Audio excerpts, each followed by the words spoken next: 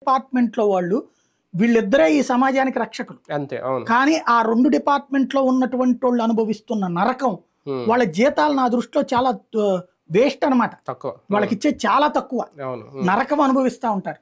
అలాంటి వాళ్ళకి సంబంధించి ప్రత్యేక వ్యవస్థలు కావాలి.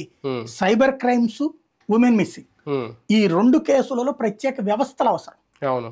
సైబర్ క్రైమ్స్ కూడా ఇవాళ రోజున మామూలు పోలీస్ డిపార్ట్మెంట్ కంటే కూడా హైయెస్ట్ కేసులన్నీ సైబరే వస్తున్నాయి.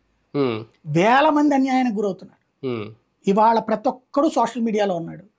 సోషల్ 100కి మనకి 80 కోట్ల అకౌంట్స్ ఉన్నాయట ఇండియా. ఇందులో ఎన్ని ఫేకో తెలియదు. రకరకాల ట్రాప్లు, రకరకాల మోసాలు, రకరకాల వేధింపులు. పట్టించుకునే వ్యవస్థ లేదు. ఎప్పుడో ఏ పొలిటికల్ ఇన్ఫ్లుయెన్స్ తోనో వెళ్ళి సైబర్ క్రైమ్స్ వాళ్ళతో చెప్తే ఒకటి నడుస్తుంది. వాళ్ళు అది చూసేలోపు మళ్ళీ పాపం వాళ్ళ మీద 100 కేసులు భారంతో అల్లాడిపోతున్నారు.